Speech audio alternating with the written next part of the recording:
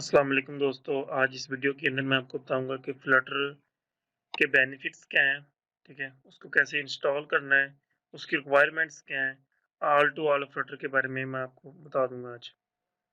ये मैंने कुछ चीज़ें लिख के रखी हुई हैं। Flutter mobile UI framework for creating native apps for iOS and Android. आप फ्लटर में जो भी आप प्रोजेक्ट क्रिएट करेंगे उसके फ्रेमवर्क में आप नेटिव ऐप क्रिएट कर सकते हैं, यानी कि आप एक ही कोड से एंड्रॉयड एंड आईएसओ दोनों ऐप बना सकते हैं। इस फ्लटर के अंदर सिर्फ आप डॉट लैंग्वेज यूज करेंगे और आप एंड्रॉयड एंड आईएसओ ऐप बना सकते हैं, ठीक है जी। और वाई यूज फ्लटर, फ्लटर को हम क्यों यूज कर सकते हैं, मतलब फ्लटर को यूज करना क्यों है हमने, ठीक है। फ्रॉम रिस्पॉन्सिव वेब, आप इसमें रिस्पॉन्सिव वेबसाइट बना सकते हो। Very smooth and quick experience when running apps, आपको एक अच्छी और स्मूथ एप्लीकेशन इसमें क्रिएट होगी, ठीक है, और वो फास्टली वर्किंग होगी। Work with well with Firebase as a backend, ठीक है। आप बैकएंड के तौर पर कोई भी सर्वर भी यूज कर सकते हैं और फायरबेस को भी यूज कर सकते हैं। Uses dot which is really easily language to pick up, उसको आप इजीली पिकअप कर सकते हैं। Uses material design out of box, इसमें आप हम बॉक्स इस्तेमाल करेंगे, ठीक है, और बॉक्स के अंदर मल्टीपल प्रॉपर्टीज हैं वो यूज करेंगे। Create docs and guidelines on the Flutter website, आप फ्लटर वेबसाइट पे जाके उनकी डॉक्स को पढ़ सकते हैं, उनकी गाइडलाइंस को पढ़ सकते हैं कि आप कोई भी एप्लीकेशन क्रिएट कर सकते हैं। आपको इस डॉट लैंग्वेज में फ्लटर के अंदर आप कोई भी एप्लीकेशन को क्रिएट करने के लिए आपको सिर्फ चंद अंडरस्टैंडिंग और प्रोग्रामिंग के बेसिक प्रिंसिपल आने चाहिए, जैसे क्लासेस है, फंक्शन है, मेथड्स है, वेरिएबल्स है, एसिंक्रोनस कोड है, ठीक है, जो कि अगर नए भी आते हैं तो भी मैं आपको इस डॉट लैंग्वेज के अंदर फ्लटर की जो हम यूज करेंगे एंड्रॉइड स्टूडियो के अंदर उसमें मैं आपको बता दूंगा। मिनिमम इसमें मिनिमम रिक्वायरमेंट्स हैं, ठीक है। सिस्टम की रिक्वायरमेंट्स, आपकी फाइल के अंदर जो भी आपका पीसी है या विंडो है, ठीक है, उसमें आपके पास विंडो के अंदर मिनिमम विंडो 7 होनी चाहिए, ठीक है। और सी फाइल के अंदर आपकी मिनिमम 400 MB स्पेस होनी चाहिए और आपके पास गिट इंस्टॉल होना चाहिए। और आपके पास अगर एंड्रॉयड ऐप्स आपने डेवलप करनी है तो आपके पास मैक और पीसी होना चाहिए, ठीक है। मैकबुक यानी कि एप्पल वालों का लैपटॉप, ठीक है, और पीसी यानी कि आपके पास विंडो हो सकता है, कोई लैपटॉप हो सकता है, पीसी है उसके अंदर भी, लैपटॉप के अंदर भी, ठीक है। और एंड्रॉइड स्टूडियो और एक एमुलेटर या फिर फिजिकल डिवाइस, ठीक है।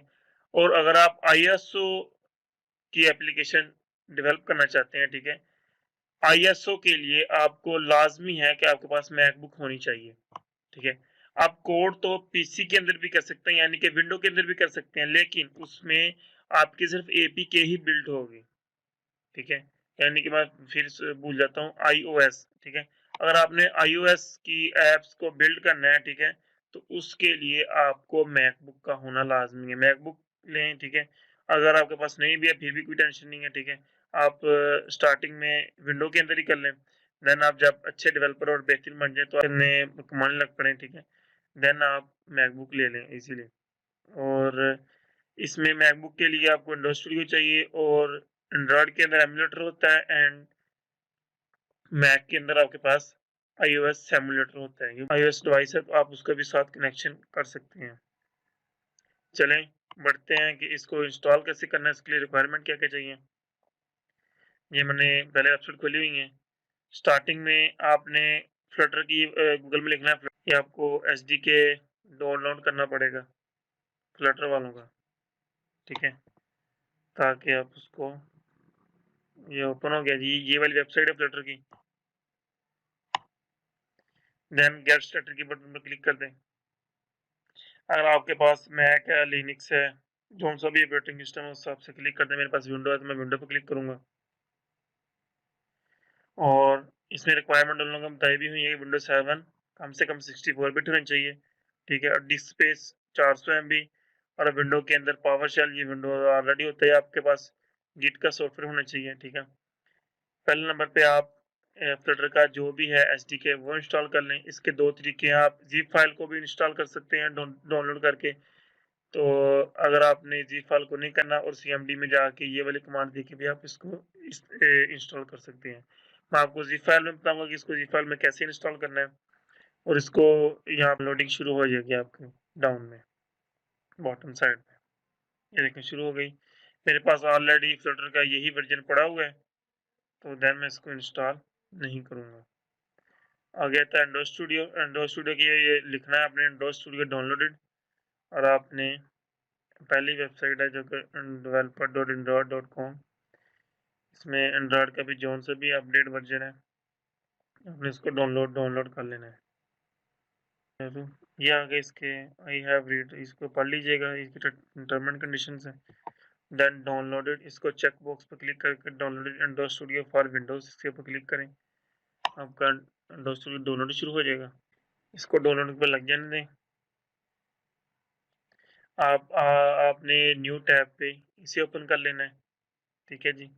गिट डाउनलोड फॉर विंडोज और ये लिख के आपने इंटर सर्च कर देना है। ये आ गई जी आपके पास। पहले जो वेबसाइट है git.scm.com, या फिर आप सीधे इस टैब बार में ये लिख सकते हैं, ठीक है जी। क्लिक टू डाउनलोड मैनुअली, ये आप अगर आप इस पर क्लिक करेंगे तो आपकी विंडो का जौन सा भी होगा, आपने 32 बिट अगर इंस्टॉल की 32 बिट, अगर 64 बिट इंस्टॉल किया 64 बिट, ठीक है। जौन सा भी आपका होगा ऑटोमेटिकली सेलेक्टेड हो गया, वो डाउनलोडिंग में यहाँ पर शुरू हो जाएगा। लेकिन अगर आप खुद करना चाहते हैं, आपको पता है कि मैंने 64 बिट इंस्टॉल है मैंने विंडो, तो आप उसी के ऊपर क्लिक कर लें। तो मैंने 64 बिट किया तो मैं 64 बिट ही सेटअप को डाउनलोड करूँगा। डाउनलोड भी शुरू हो गया है और ये गिट भी डाउनलोड शुरू हो गई है, दोनों की डाउनलोडिंग शुरू हो गई है। और देन डाउनलोडिंग में जाके देखते हैं, तो आपके सामने मैं इनको डाउनलोड कर रहा हूँ और देन इसको इंस्टॉल कर लूँगा। जैसे